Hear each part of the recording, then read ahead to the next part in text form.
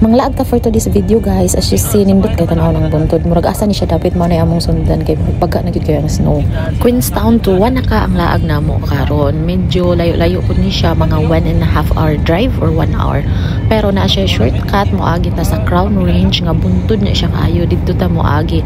Kay og di ta mag shortcut diri ta sa Cromwell mas layo-layo siya, mas matagal tayo makarating kaya mag-shortcut tayo sa biyahe natin to.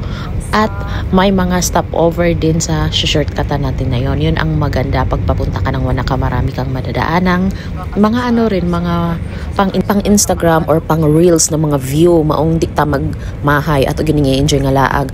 Murag duol-duol na ta kay duol na ta sa buntod nga na puno gyud og snow. Mao ni siya nga tong sakon, mao ni ang Crown Range. Inigsaka na to ani nga buntod mga guys, murag mukaan dyan natong dunggan pa musiyok mura kag kanang musakay bitaw sa airplane nga padung na jud siya musaka. Maramdaman gyud na ni mo usahay mura kog magkalipong-lipong basta diri mi mag-agi mura kog malipong mura kog kabuhi tungod anang musaka mo baba mo tuyok da. Pero kay mura matag na og laag maong never mo reklamo, never mo give up.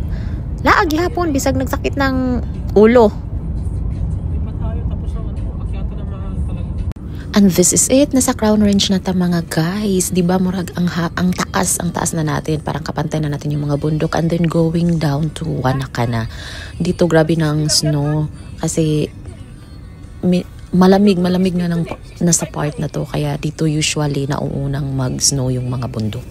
Sa Queenstown, bugnaw pa lang, dito nagi-yellow na ganon. Kaya kung season ng snow, mas maraming tao na pumupunta dito sa Crown Range para mag-enjoy sa snow, maglalaro sa snow, ganon. Kasi may stopover din doon na doon tayo maglalaro ng snow. Pero wala siyang skiing, hindi siya kagaya sa ibang mga mountain dito.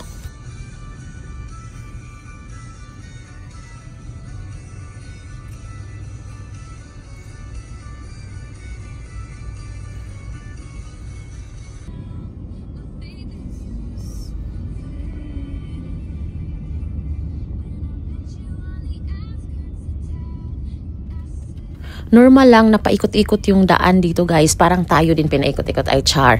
Hindi ganun talaga ang daan dito paikot-ikot. Kasi di ba aakyat tayo ng bundok, bababa, hindi naman pwedeng i-direct mo from tuktok to baba. Kaya kailangan pa siyang ikot-ikot. May mga designated speed din naman dito. Kailangan nating sundin kasi may mga police din na nag-reroute, nag-check-in sila. Lalo na pag ganito na malamig. I mean, nag-yellow kasi di ba prone sa mga disgrasya, ganun. Kaya yung mga pulis dyan laging dumadaan at kailangan nating sumunod sa speed para hindi tayo matikitan at makabayad.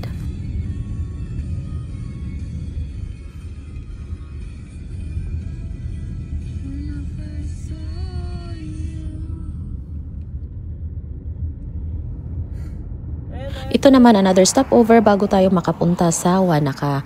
Sikat to siya sa TikTok, yung tinatawag nilang, ano ba yung pangalan nito? Bra drone o diba? Dito maraming bra. Ang daming bra na hinahang dito. Ano yun siya for support sa cancer, breast cancer, mga ganon. Pwede kayo mag-donate, pwede tayo mag-picture. Ganon lang. Ito lang talaga ang main niya. Tapos card draw na. After nito, Wanaka. Ang meron naman sa Wanaka, yung pinagmamalaki nilang Wanaka tree. The lonely tree in Wanaka.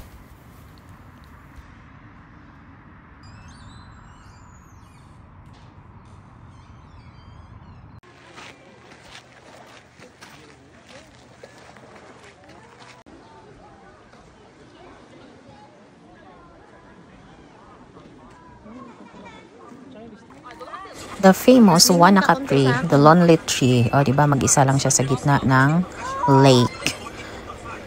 Maong di mag-inusara mga auntie, kay mag-inusara nare chance nga mo sikat. Kanawa ni siya o ni sikat siya kay nag-inusara ragid siya. Kini nag-inusara rapod ni Char.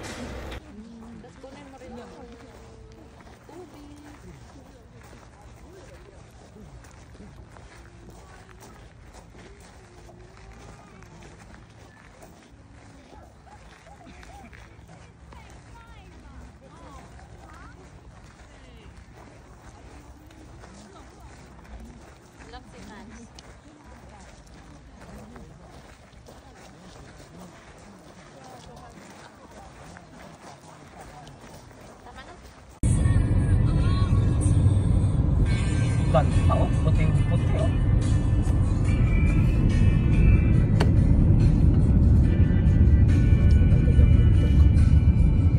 Puti.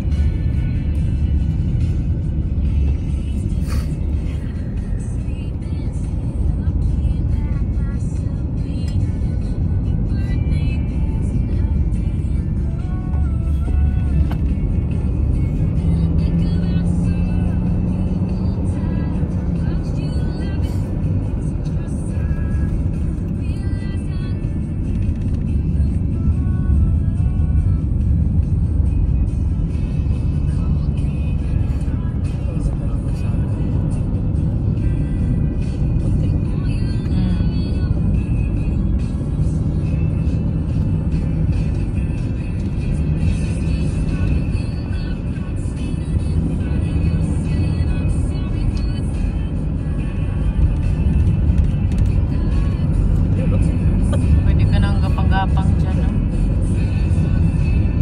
Gapang-gapang.